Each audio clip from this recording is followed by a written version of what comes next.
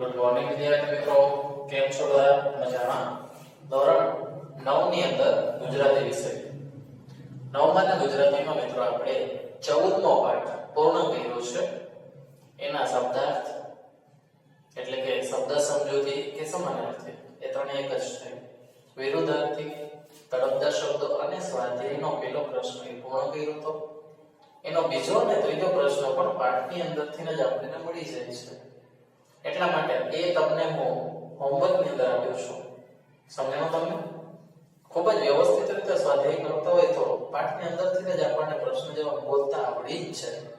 Okay, તો ચાલો આજે આપણે પ્રશ્ન નંબર 2 અને 3 તમને હોમવર્કમાં આપી 15મો કાવ્ય સ્ટાર્ટ કરવાના છીએ. ખૂબ જ સુંદર કાવ્ય છે મિત્રો. ગોદ માતની ક્યાં, માતાનો ખોળો ક્યાં, માતાની ગોદ ક્યાં, એવું કંઈક કાવ્ય છે. તો શરૂઆત કરીએ. તો મિત્રો ગોદ માતની ક્યાં, ચંદ્રકાંત શેઠે લખેલું છે. જન્મ 3/2/1938 માં થયેલો છે. ચંદ્રકાંત ત્રિકમલાલ શેઠ ખેડા જિલ્લાના ઠાસરા ગામના વતની છે. ઉત્તમ અધ્યાપક તરીકે નિવૃત્ત થયા પછી ગુજરાતી વિશ્વકોશમાં, બાળ વિશ્વકોશમાં સહ સંપાદક તરીકે કાર્ય કરે છે. તેઓ મુખ્યત્વે કવિ, વિવેચક અને નિબંધકાર છે.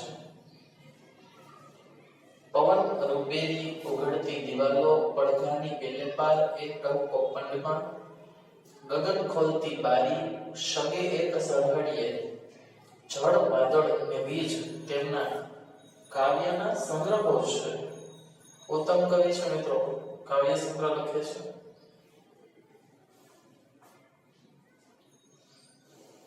ચાંદલિયાની ગાડી હું તો ચાલો મારી જેમ અને ઘોડે ચડીને આવું છું એ તેમના બાળ ગીતોના સંગ્રહો છે. નંદ સામવેદી તેમનો લલિત નિબંધ નો સંગ્રહ છે. ધૂળનાની પગલીઓ સ્મરણ કથા છે. તેઓ રણજીતરામ સુવર્ણ ચંદ્ર તથા સાહિત્ય અકાદમી દિલ્હી ના એવોર્ડથી સન્માનિત થયેલા છે.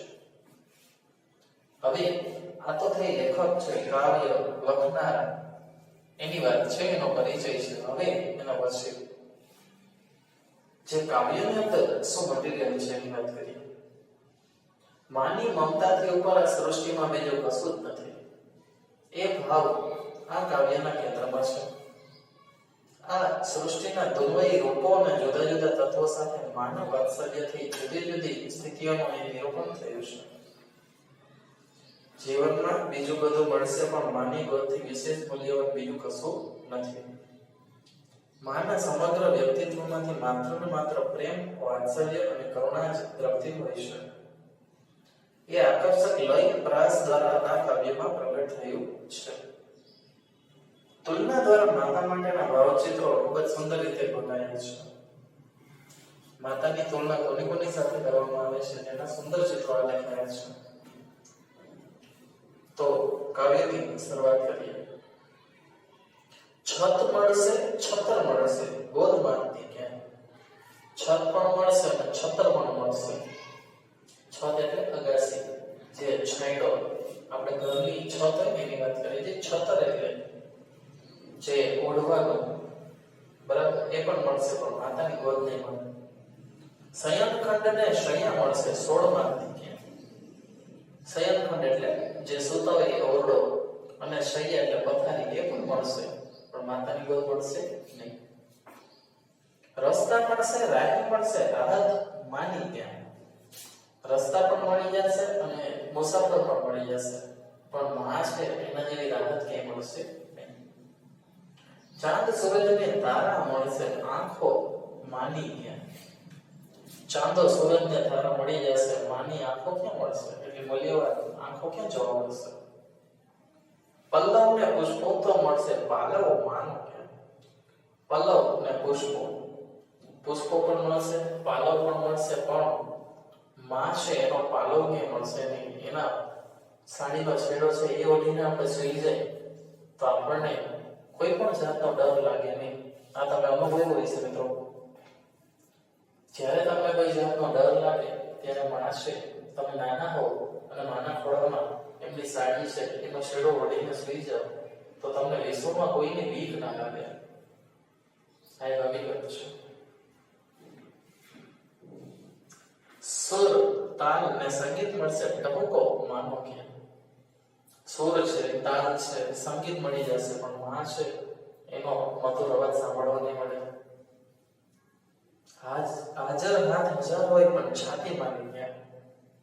મદદ કરવા માટે હજારો હાથ તૈયાર હોય પણ ઘણી વાર આપણને જ્યારે દુઃખ થાય, કોઈ પ્રોબ્લેમ આવે ત્યારે માં છે એને આપણે ગળે મળીને એની છાતી સોરસું આપણું માથું લગાવીને ખોટું ખોટી રોઈ શકીએ એવું કંઈ મળશે.